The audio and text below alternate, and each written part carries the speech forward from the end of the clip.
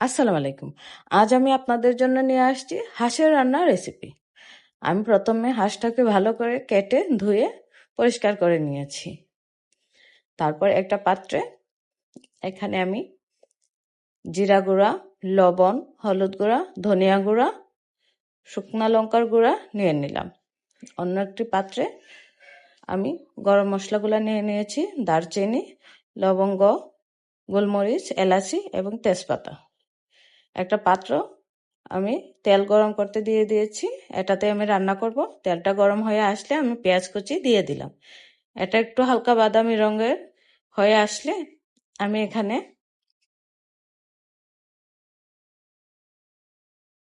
পেঁয়াজটা একটু ভাজা ভাজা হয়ে আসলে আমি তুলে রাখা গরম মশলাগুলা দিয়ে দিব।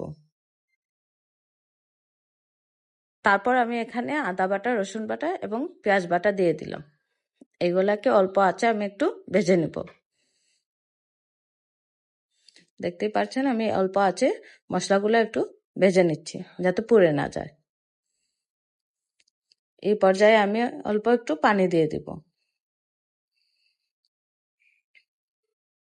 একটু নেড়ে চেড়ে তারপর আমি কয়েকটা শুকনা লঙ্কা দিয়ে দিব। আস্তে আস্তে ভেজে নিব। তারপর আমার তুলে রাখা গুঁড়া মশলাগুলা দিয়ে দিব। ভালো করে নেড়ে চেড়ে মশলাটা কষিয়ে নিব।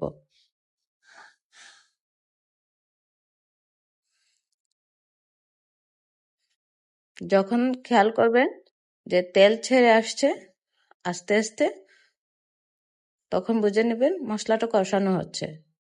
আমি এই পর্যায়ে একটু পানি দিয়ে দিলাম যাতে আমার মশলাটা পুড়ে না যায়। দেখতে পাচ্ছেন তেলটা ছেড়ে আসছে।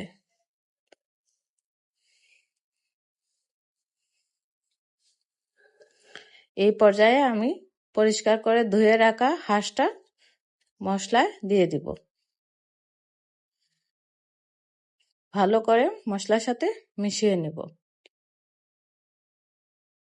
আমি ভালো করে মশলার সাথে হাঁসটা মিশিয়ে নিচ্ছি। এই পর্যায়ে ঢাকনা দিয়ে প্রায় আধা ঘন্টার মতো অল্প আছে আমি এটা রান্না করে নিয়েছিলাম। কয়েকটা রসুন দিয়ে দিলাম। আবার ঢাকনা দিয়ে গড়ে অনেকক্ষণ জাল করে নিয়েছি। দেখছেন আমার হাঁসটা কষানো হয়ে গেছে।